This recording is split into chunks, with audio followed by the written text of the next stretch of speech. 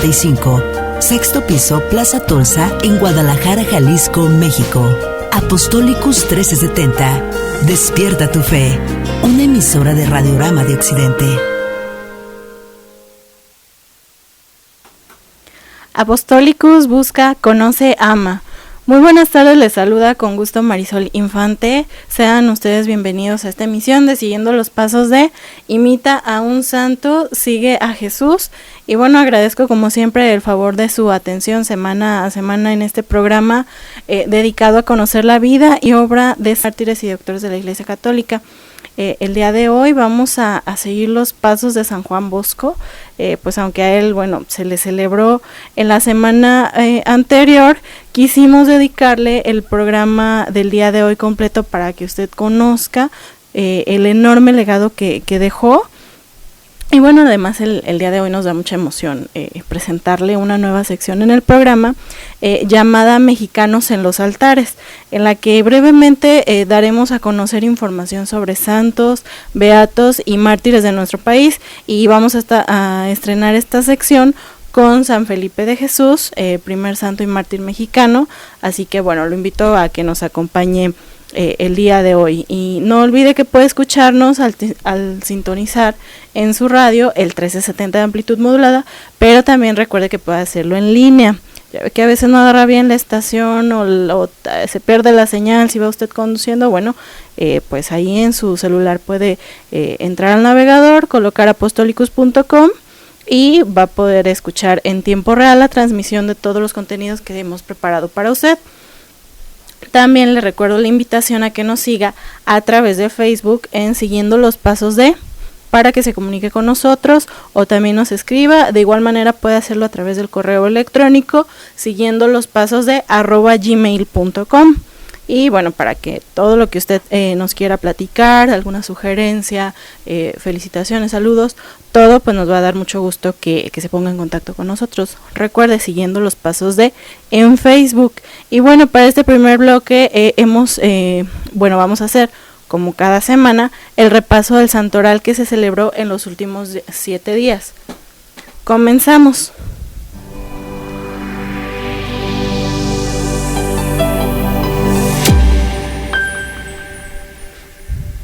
Y bueno, el día 2 de febrero se celebró a Santa Catalina de Ricci, Virgen Dominica de Prato. Ella a los 14 años de edad entró en el monasterio de San Vincenzo en Prato.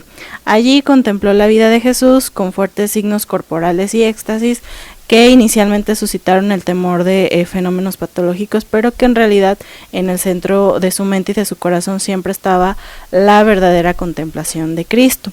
En ese mismo día, cada 2 de febrero, se celebra también a San Nicolás Sayo de Longobardi, laico mínimo de origen campesino. Tuvo que entrar a la orden de los mínimos para estudiar, pasó por muchos conventos realizando los deberes más humildes. En Roma se ocupó material y espiritualmente de los pobres, también practicó el ayuno y la penitencia por amor a Cristo. Él fue canonizado por el Papa Francisco en el año 2014.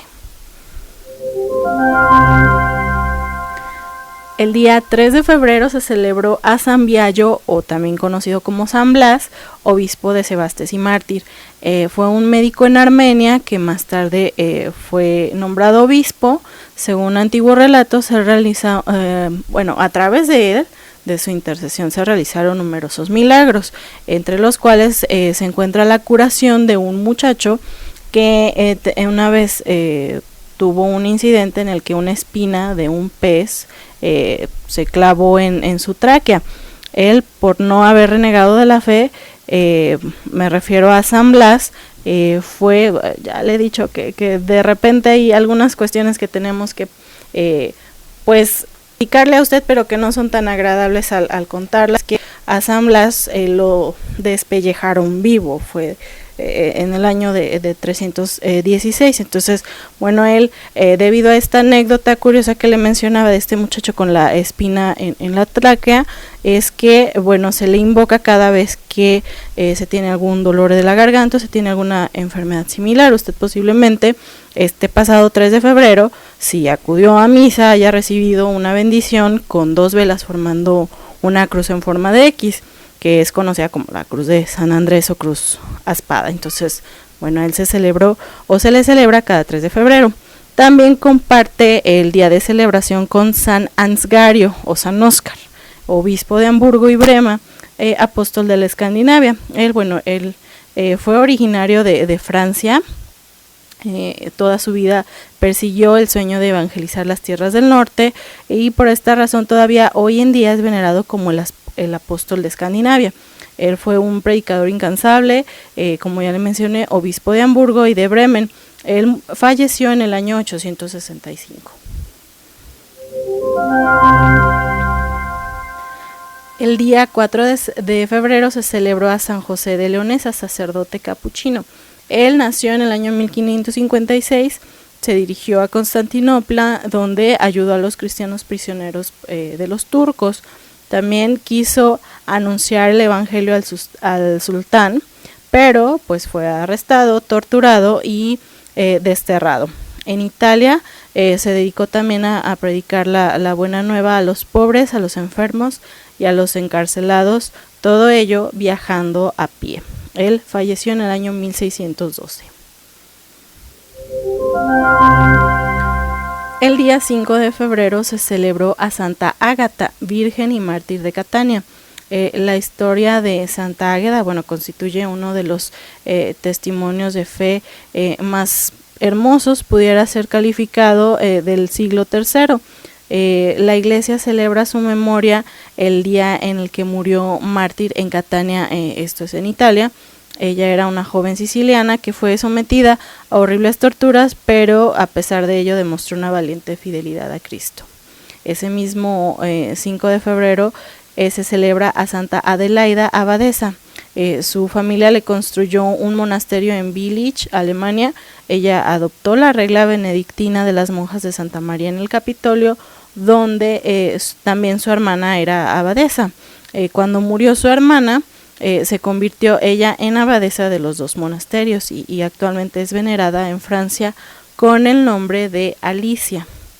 También con el mismo 5 de febrero se celebra a la beata Isabel Canori Mora, madre de familia. Ella fue esposa del abogado Cristóbal. Elizabeth, por muchos años sufrió de infidelidad conyugal, una conducta que llevaría a su familia a la pobreza. Como terciaria trinitaria, ella confiaría en Jesús y rezaría por su marido. Ella fue beatificada en el año de 1994 por San Juan Pablo II, quien la llamó una mujer de amor heroico. El día 6 de febrero se celebra a los santos Pablo Miki, sacerdote, y sus compañeros mártires japoneses. San Pablo Miki fue un jesuita que nació en el año 1556 y falleció en 1597. Él fue el primer religioso católico japonés que pues anunció con coraje el evangelio en esas tierras. Él fue arrestado y crucificado en Nagasaki con otros 25 compañeros. Antes de morir, él reiteró que solo en Jesús había la salvación, invitando a todos a seguir con alegría a Jesucristo y a perdonar a sus enemigos como él lo hizo pues antes de morir. Ese mismo 6 de febrero también se celebra a Santa Dorotea, virgen y mártir. Esta joven, originaria de Cesarea, Capadocia, prefirió morir como mártir antes que abjurar o renegar de su fe en Jesús como único Señor, Mesías y Salvador, que nos da pues la verdadera redención. Santa Dorotea tiene un gran poder de intercesión y ella convirtió a personas muy escépticas, como se narra en el milagro de las rosas y de las manzanas.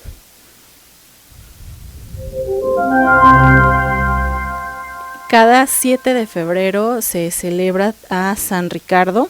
Él fue un noble inglés que vivió en el siglo VIII. Él fue padre de 3 santos, San Villibaldo, San Bunibaldo y San Walburga.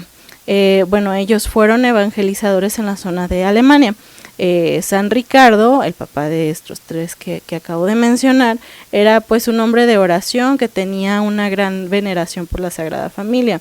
Fue peregrino en Roma y murió en su camino de regreso a Lucca, su lugar de origen. El mismo 7 de febrero también se celebra al Beato Pío IX, Papa. Su nombre original fue Juan María Mastai Ferretti, quien, bueno, al ser nombrado sumo pontífice, tomó el nombre de Pío IX. El pontificado de él duró del año 1846 a 1878 y fue el más largo de la historia de la Iglesia. Tuvo que afrontar además las cuestiones políticas del poder temporal de la Iglesia respecto del Reino de Italia, y bueno, él además pues destacó por su gran sabiduría y santidad. Finalmente, el día de hoy, 8 de febrero, se celebra a San Jerónimo Emiliani, fundador de los Somascos, patrón de los huérfanos y de la juventud abandonada. Él nació en Venecia en el año 1486, donde comenzó su carrera militar. Cayó prisionero, hizo un voto a María y fue liberado. Entonces, bueno, su vida dio un cambio totalmente radical y se dedicó especialmente a cuidar de los huérfanos. Es por eso que se le conoce como el patrón de los huérfanos y de la juventud abandonada. Además, él fundó en Somasca la Compañía de los Servidores de los Pobres, que son los clérigos regulares llamados somascos. También el día de hoy se celebra a Santa Josefina Vaquita, virgen.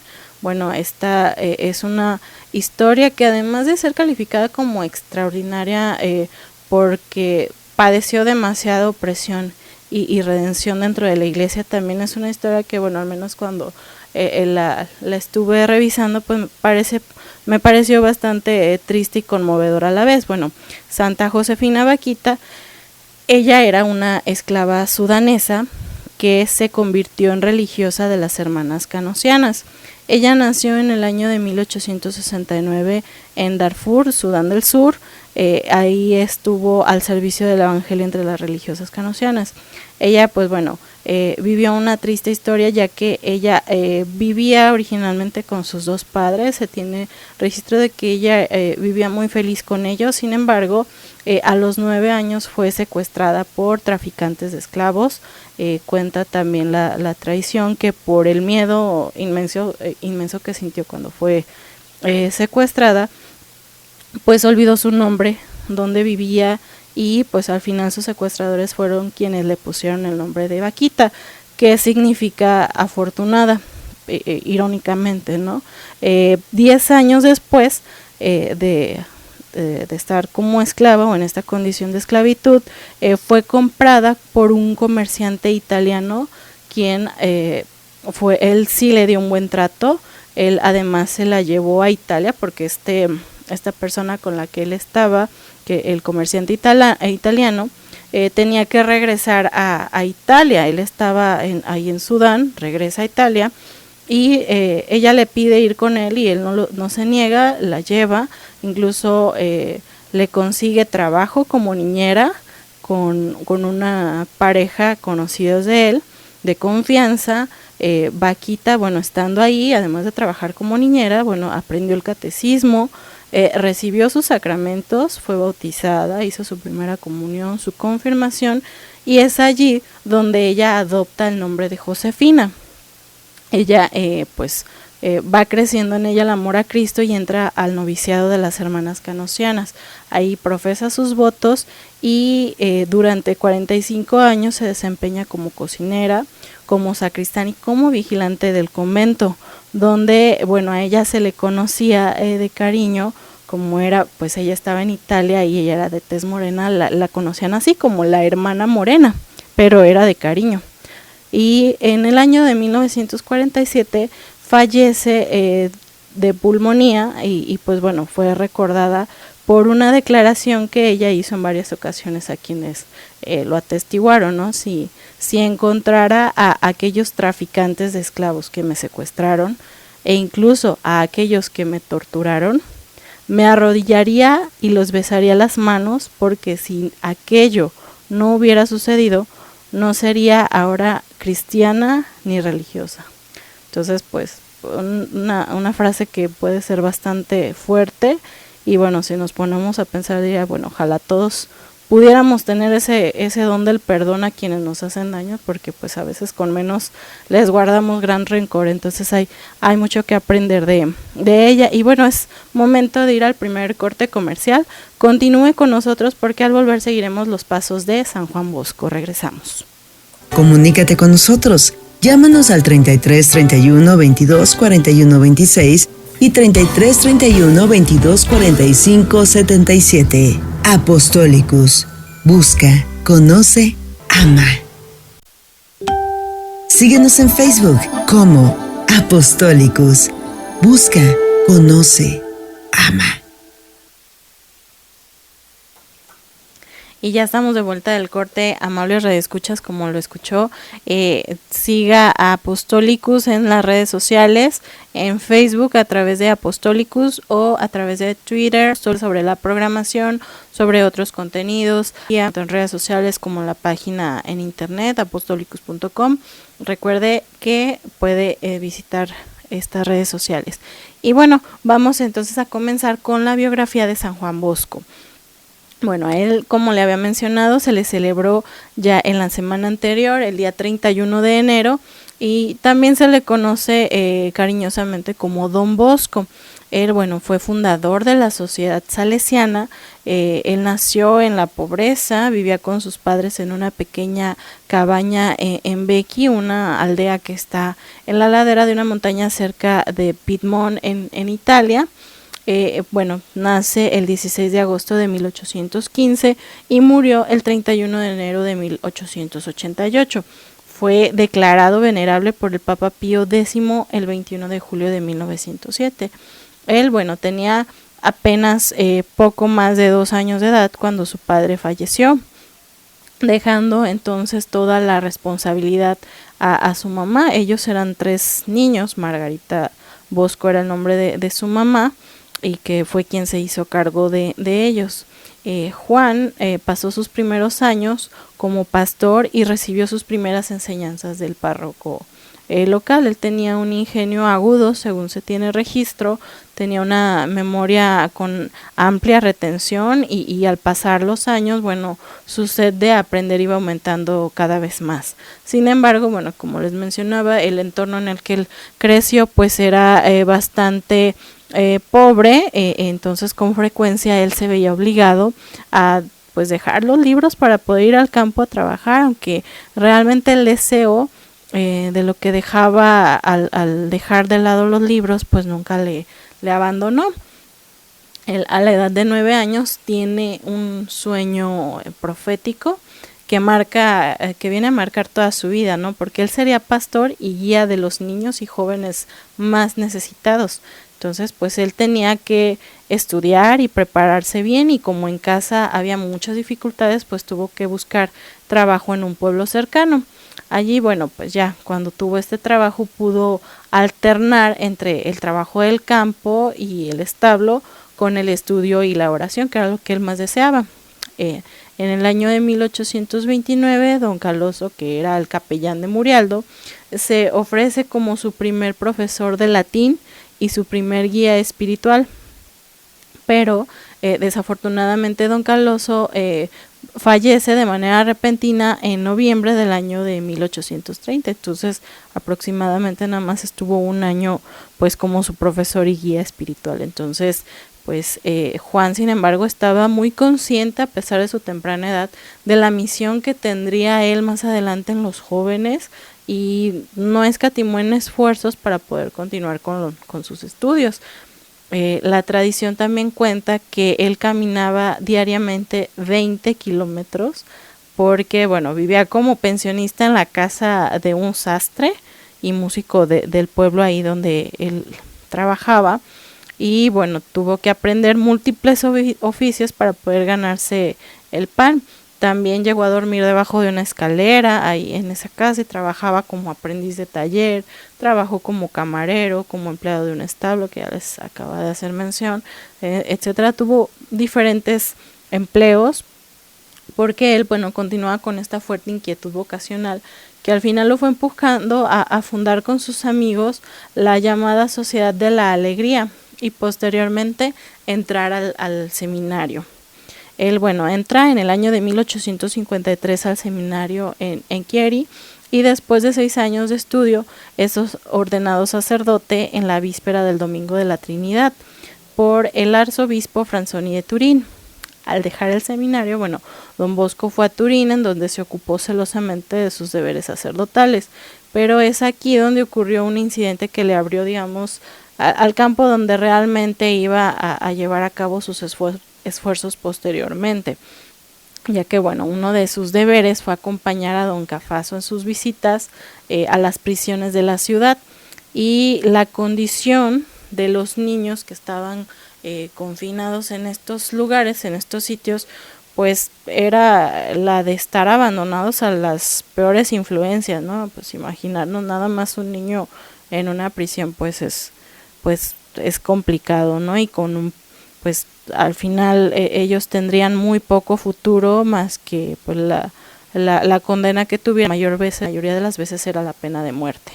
Entonces, pues todas estas situaciones pues causaron tal impresión en él que decidió dedicar su vida al rescate de aquellos pequeños que estaban que tenían esta fortuna, ¿no? Entonces, durante la celebración de la Inmaculada Concepción, el día 8 de diciembre del año 1841, mientras don Bosco se vestía para la misa, el sacristán sacó de la iglesia a un pequeño pues niño que se resistía a guardar compostura dentro de la iglesia.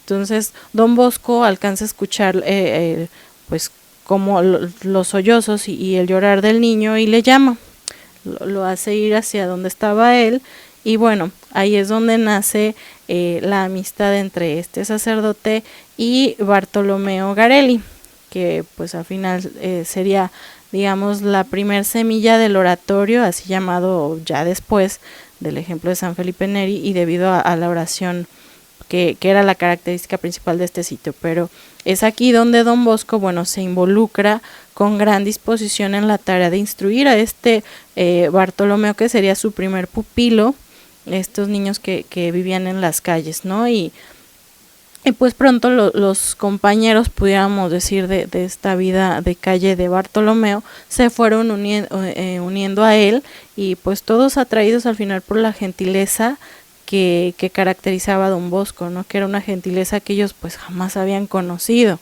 Entonces, para el año de 1842, en el mes de febrero, bueno, este oratorio que les mencionaba, pues ya contaba con 20 muchachos, ¿no? Había iniciado con uno, y pues prácticamente un año después o poco menos ya tenía 20 muchachos, ¿no? Entonces, para el siguiente mes, para marzo de ese mismo año, ya contaba con 30 jovencitos, y 4 años después ya tenía 400.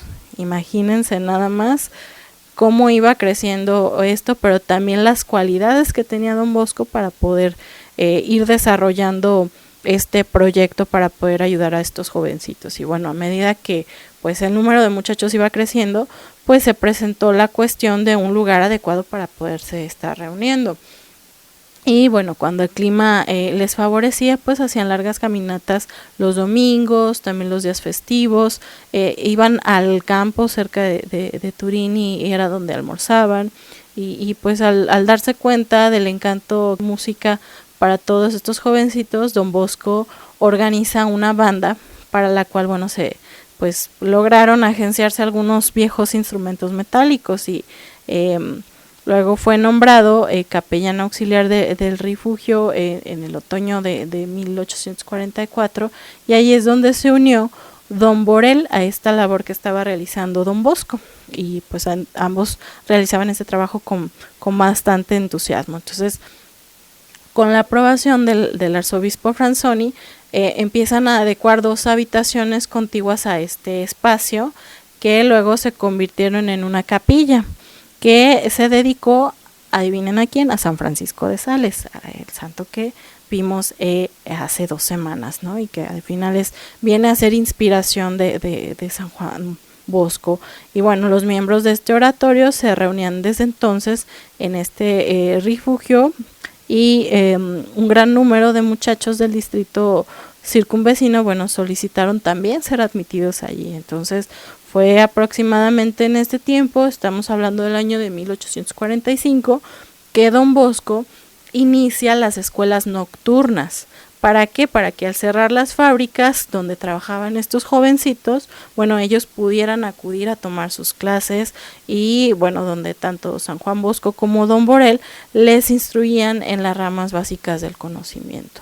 Entonces, pues claro que fue un éxito rotundo este oratorio, pero desafortunadamente no duró mucho tiempo, porque pues para su desgracia, Don Bosco se vio obligado a dejar esos salones, y desde entonces pues comenzó a enfrentarse con obstáculos que en ocasiones él pues parecía llamar sus trabajos, o parecía que todo se iba a venir abajo, ¿no? Todo este esfuerzo que habían venido haciendo primero él y luego él y Don Borel. Entonces, bueno, al final, como ya hemos podido ir viendo lo que llevamos de su biografía, pues su perseverancia es la que le ayudó a enfrentar todas las dificultades que lo llevaron a concluir muchos de sus proyectos, a pesar de que en algunas ocasiones pues pudieran decir que estaba loco, pero aún así él hizo siempre esfuerzos para realizarlo. Entonces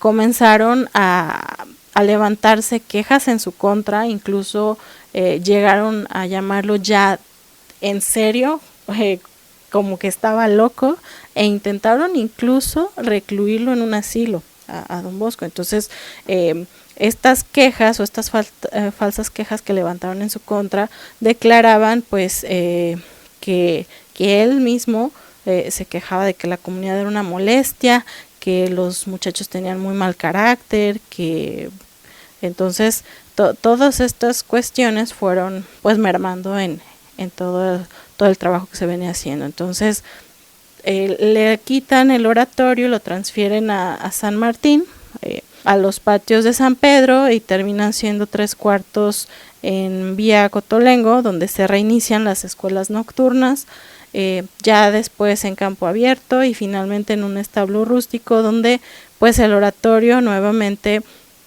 volvió a tener crecimiento, pasó como que esta etapa sombría, y llegó a crecer al grado de tener 700 miembros. Entonces, bueno, Don Bosco, ¿qué es lo que hace? Toma habitaciones cerca de allí.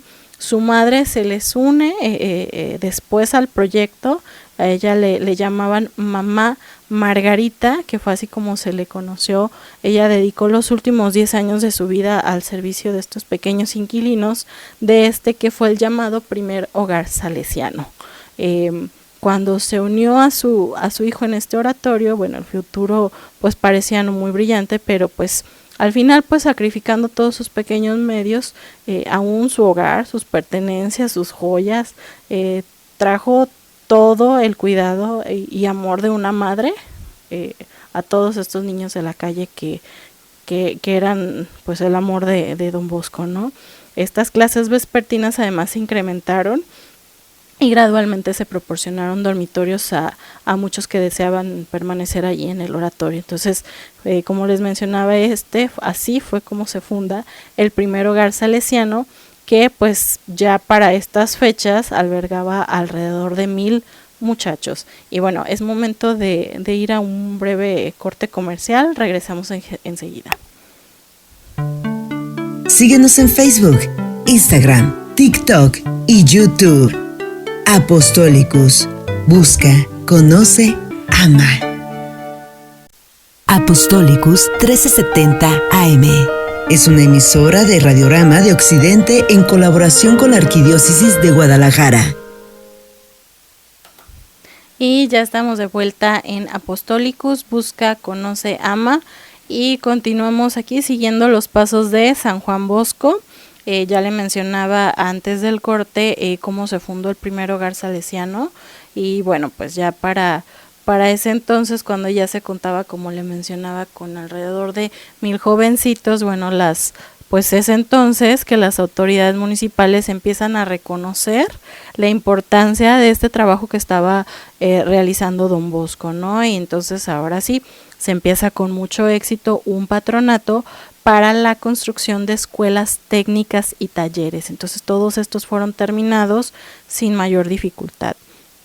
Para el año de 1898, bueno, pues para cubrir las necesidades de esta región de Baldoco en Turín, Don Bosco decidió construir una iglesia.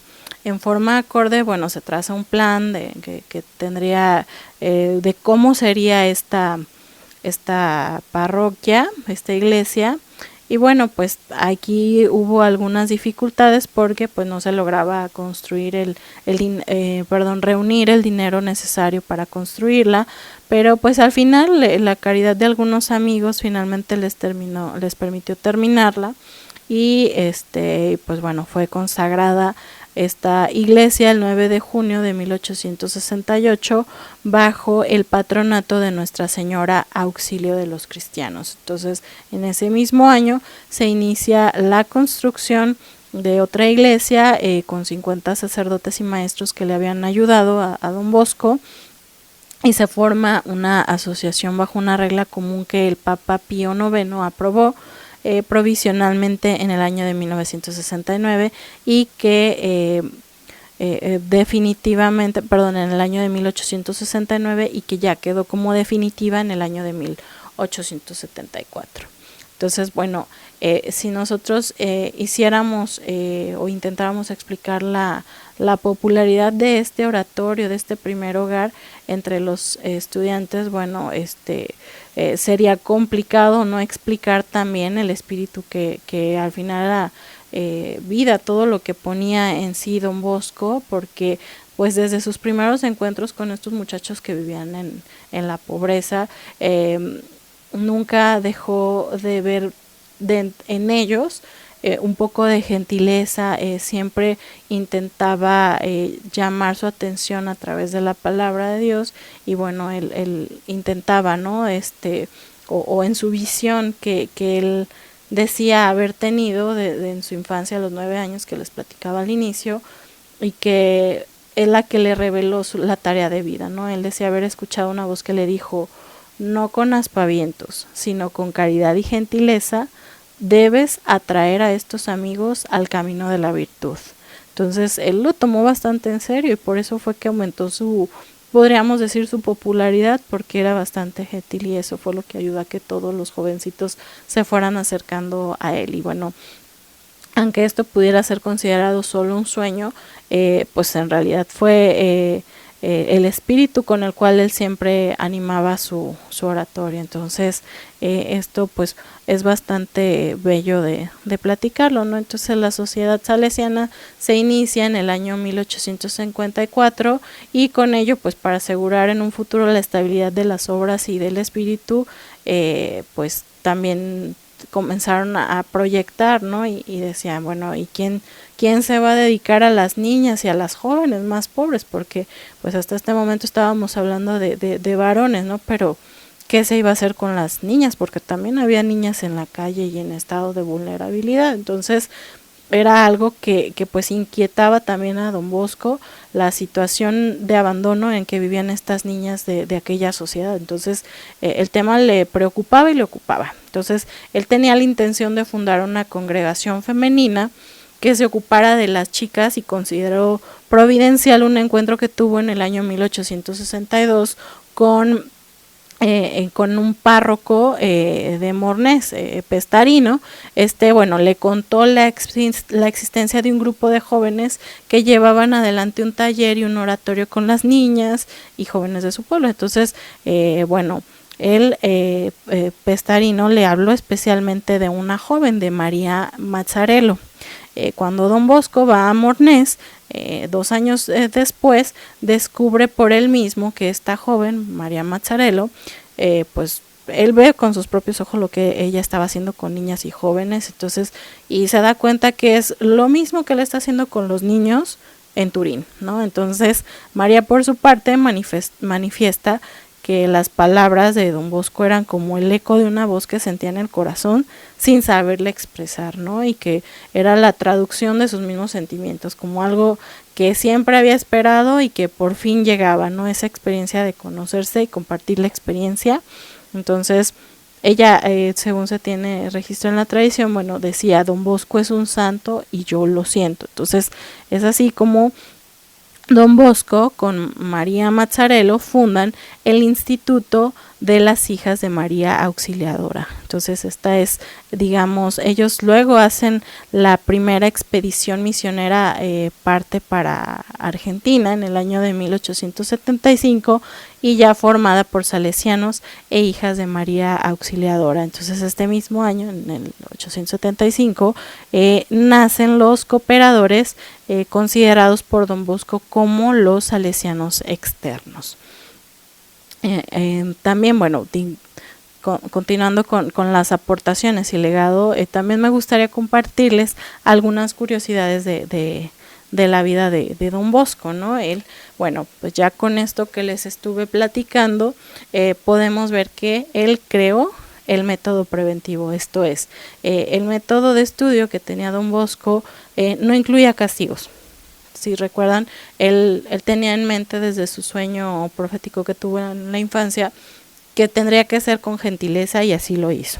Él lograba la observancia de las reglas infundiendo un verdadero sentido del deber al eliminar asiduamente toda ocasión de desobediencia y no permitiendo que ningún esfuerzo hacia la virtud, por trivial que pudiera parecer, pasara inadvertido. Entonces él afirmaba que el maestro debía ser padre, consejero y amigo para estos jovencitos, ¿no?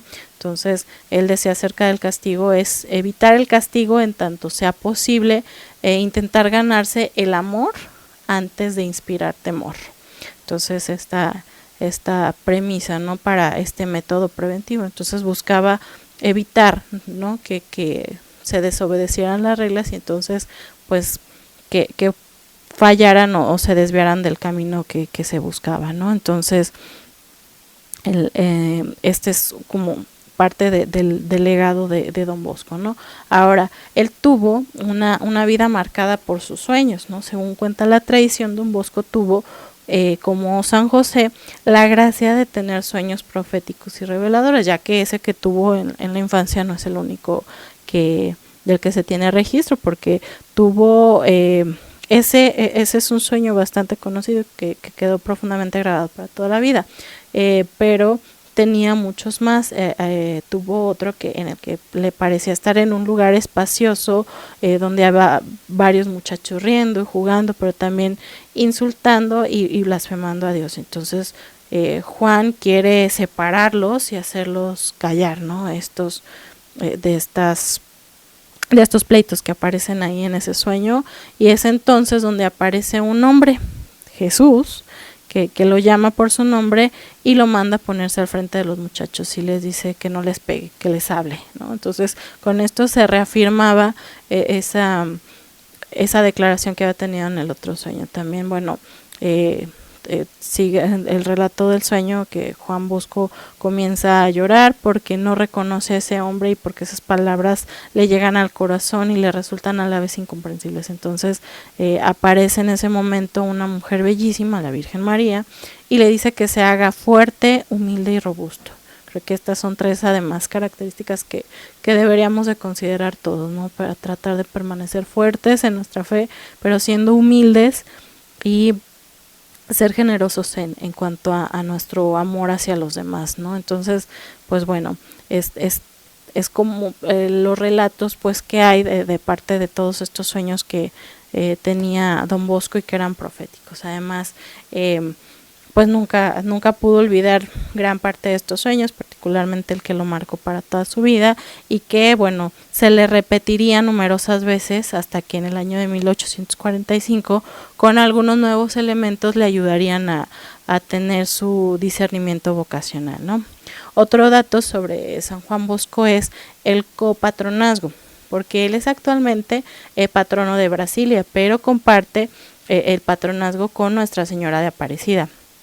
Ello debido a que en uno de sus sueños proféticos, don Bosco se refería a Brasilia incluso antes de que esta ciudad existiera. Él detallaba y describía mucho, así muy muy detalladamente, un lugar que vio en ese sueño, y que pues resultó que era la ciudad de Brasilia, y pues la ciudad fue fundada el 21 de abril de 1960, pero estamos hablando de que Don Bosco falleció en el año 1888, entonces fue prueba de este sueño profético, ¿no? Y además, pues bueno, él es el santo patrono de la juventud, ya que, como pudimos ver, ofreció su vida por los jóvenes más pobres. Su obra estuvo marcada por el amor y la cercanía con la juventud, y es por eso que el Papa San Juan Pablo II actualmente lo proclama en 1988 padre, maestro y amigo de la juventud. Además, pues bueno, como les hice mención, él fallece el 31 de enero de 1888 en Turín, Italia, pero a su muerte quedaron más de 1000 salesianos que vivían distribuidos en 57 casas alrededor de 8 países. Al 1 de abril de 1934 el Papa Pío X lo declara santo. Entonces, pues bueno, podemos hablar que también para el año de 1888 había además 250 casas de la Asociación Salesiana en todo el mundo, que albergaban a 130,000 niños, y de los cuales egresaban cada año 18,000 aprendices graduados. Entonces, pues es parte de la numeralia, para que nos demos una idea de la gran labor que pudo desarrollar Don Bosco, que comenzó con ese jovencito que entró a hurtadillas en la parroquia mientras él se preparaba para dar la Santa Misa. Y bueno, templos existen muchísimos dedicados a San Juan Bosco. Entre los más famosos se encuentran aquí en México el Santuario San Juan Bosco de León, en Italia, bueno, la Basílica María Auxiliadora en Turín, pero también están otro dato que tenemos es que, bueno, en esta basílica, en la de María Auxiliadora, donde se encuentran los restos de San Juan Bosco, bueno, su cuerpo se encuentra incorrupto. Entonces, como dato, bueno, esta basílica se construyó entre el año 1865 y 1868. Y pues bueno, tiene otros templos dedicados alrededor del mundo. Entonces vamos a ir a un breve corte, regresamos a siguiendo los pasos ya al regresar estrenaremos la sección que le adelantaba al inicio del programa, llamada Mexicanos en los altares. Continúe en la señal de Apostolicus, busca, conoce, ama. Síguenos en TikTok como Apostolicus, busca, conoce, ama. Síguenos en YouTube como Apostolicus. Busca, conoce, ama. Y bueno, ya estamos de vuelta, estimados radioescuchas, y bueno, lo prometido es deuda.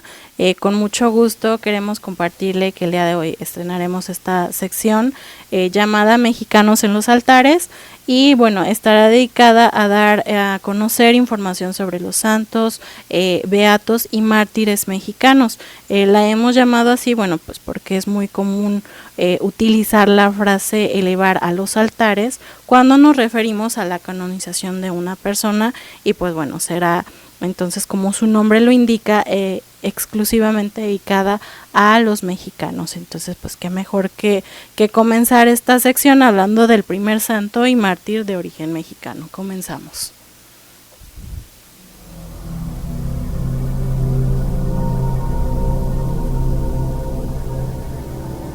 Mexicanos en los altares. San Felipe de Jesús.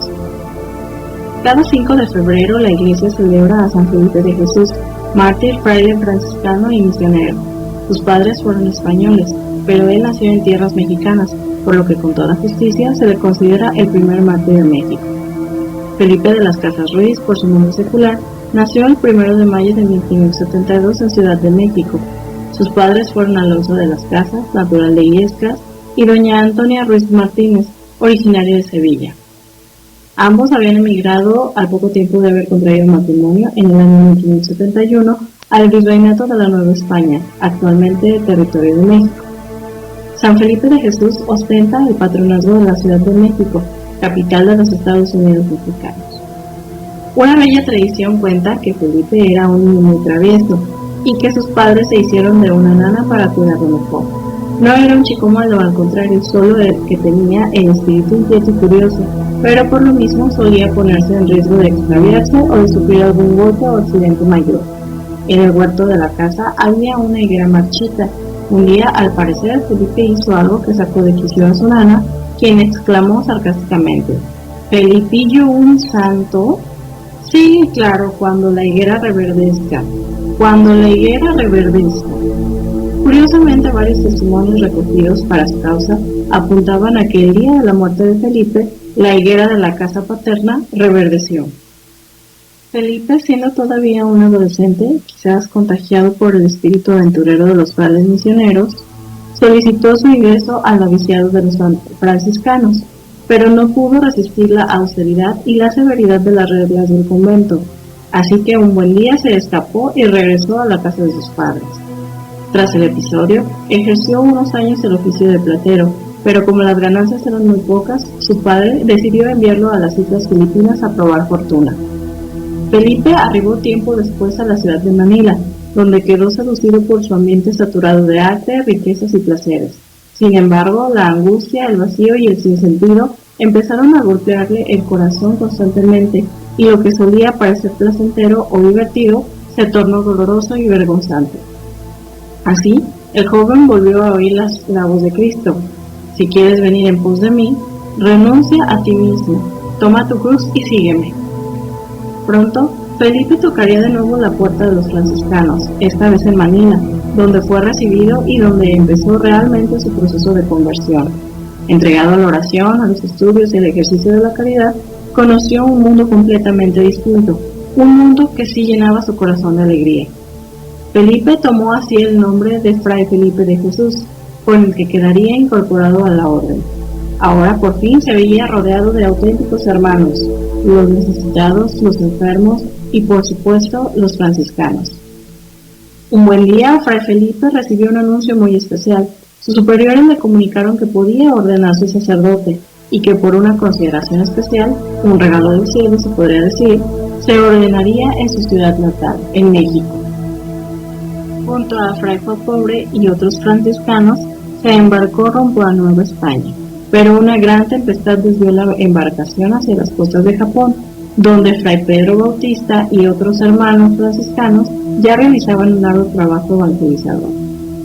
Fray Felipe no se sintió descorazonado por el imprevisto y pensó que podía ser una oportunidad poderosa para fortalecer su sí al Señor, ese que implicaba estar en donde Él ordena y comunicar la buena nueva del Evangelio a los que no lo conocen. De manera que Felipe se lanzó a evangelizar. Los esfuerzos pronto darían fruto y eso le llenaba de ánimo. Lamentablemente, las autoridades y la nobleza locales empezaron a ver con malos ojos el creciente número de conversiones entre los naturales de la isla. Muchos otros japoneses también veían con sospecha a los misioneros.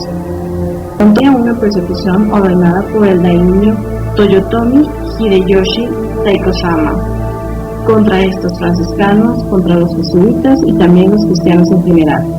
Taikosama temía que la presencia extranjera pusiera en riesgo sus intereses políticos y comerciales. Muchos laicos y religiosos fueron apresados y condenados a muerte.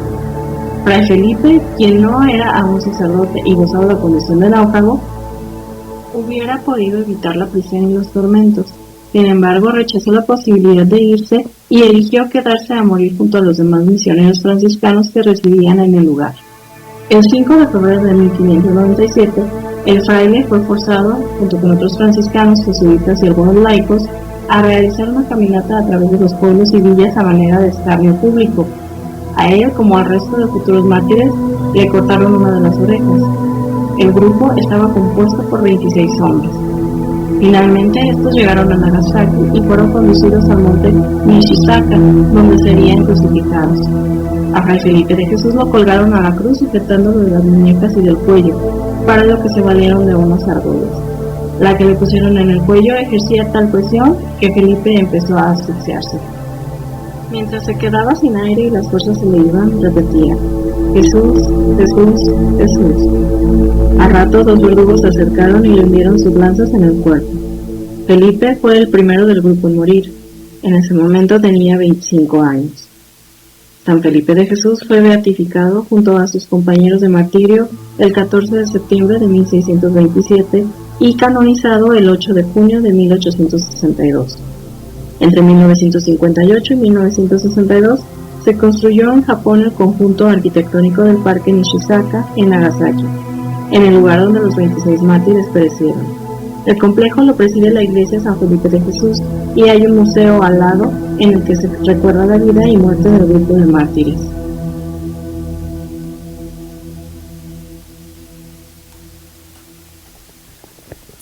Y bueno, esta es como iniciamos esta primera emisión de esta sección aquí en el programa. Como ya pudo darse cuenta, esta es la historia de San Felipe de Jesús que recordábamos en el repaso del Santo Oral. Se le celebró el pasado 3 de febrero. Espero que haya sido de su agrado. La iremos preparando con mucho entusiasmo semana a semana. Y pues bueno, ya para ir cerrando la emisión del día de hoy, nos gustaría pues invitarlo a reflexionar sobre el legado de estos dos santos que pudimos revisar el día de hoy, tanto San Juan Bosco a través de sus cualidades y también las de San Felipe de Jesús, ¿no? Entonces sobre San Juan Bosco, bueno, yo rescataría la bondad, la gentileza, la dedicación y el fijar sus objetivos y metas, porque al final vimos que eso fue clave para lograr y poder conseguir todos estos logros que al final no eran para sí mismo, no los podemos definir como logros porque él fijaba esa meta en su mente a partir de estos sueños proféticos, pero los conseguía convertir a la realidad, y al final a quien beneficiaba pues era a todos estos niños que estaban en situación tan vulnerable, ¿no? Entonces quizá podríamos pensar en eso, ¿no? En tener más a la mano